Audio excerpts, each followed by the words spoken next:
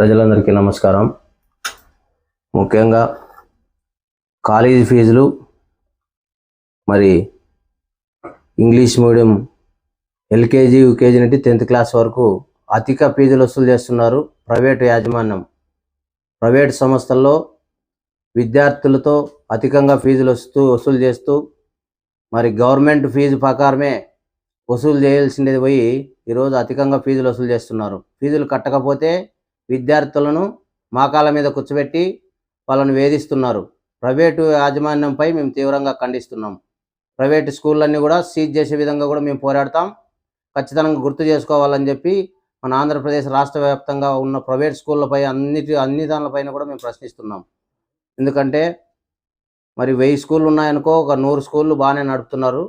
కొన్ని 90% స్కూళ్ళకు మరి రిజిస్ట్రేషన్ లేదు, మరి గ్రౌండ్ లేదు, ఆయాలు లేరు, ఎడ్యుకేషన్ టీచర్లు లేరు. అయినా మరి స్కూళ్ళు మాత్రం నడుపుతున్నారు, అధికంగా ఫీజులు వసూలు చేస్తున్నారు. ఫీజులు వసూలు చేయమని మీకు పర్మిషన్ ఎవరు ఇచ్చినారు?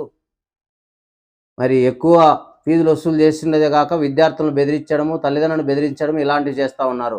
కాలేజీల్లో కూడా లక్షల ఫీజులు వసూలు చేస్తున్నారు. ఈరోజు బీటెక్కు మరి 4 సంవత్సరాలు 9 లక్షలు వసూలు చేస్తున్నారు. మరి హాస్టల్ ఫీజు ₹1,00,000 వసూలు చేస్తున్నారు. ఎవరు ఇచ్చినారు మీకు ఈ అధికారం?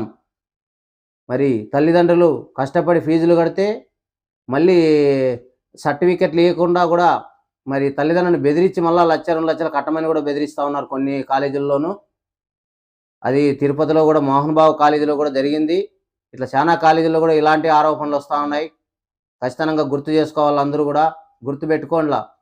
ఎందుకంటే ఇలాంటి కాలేజీలు ఎవరన్నా కానీ విద్యార్థుల తల్లిదండ్రులను ఏడిపిస్తే, వాళ్ళని బాధ పెడితే ఆ కాలేజీల పైన తక్షణమే చర్యలు తీసుకుంటాం. సీజ్ చేసే విధంగా కూడా మేము పోరాడతామని ఆల్ ఇండియా ప్రజాసేన హక్కుల పోరాట సమితి తరఫున ప్రశ్నిస్తూ ఉన్నాం. ఏ స్కూల్లో కూడా మరి గ్రౌండ్ లేకుండా కానీ, ఆయాలు లేకుండా కానీ, ఎడ్యుకేషన్ టీచర్లు లేకుండా కూడా మీరు స్కూళ్ళు నడిపితే ఆ స్కూళ్ళ పైన ఇక్కడ జిల్లా డియు గారికి ఫిర్యాదు ఇస్తాం, రాష్ట్ర ఆర్జేడీకి, విద్యాశాఖ మంత్రికి కూడా ఇస్తాం. ఈ ప్రైవేట్ స్కూళ్ళ పైన కూడా విద్యాశాఖ మంత్రి లోకేష్ గారు కూడా తక్షణమే చర్యలు తీసుకోవాలని మేము ఆల్ ఇండియా ప్రజాసేన హక్కుల పోరాట సమితి తరఫున తెలియజేస్తున్నాం.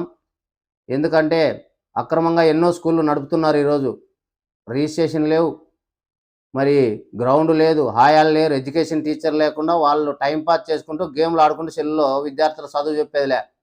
సంవత్సరం వచ్చేలోపు ఫీజులు కట్టలేక తల్లిదండ్రులు ఆత్మహత్యలు చేసుకుంటున్నారు ఈరోజు. మరి విద్యార్థులను వేధిస్తే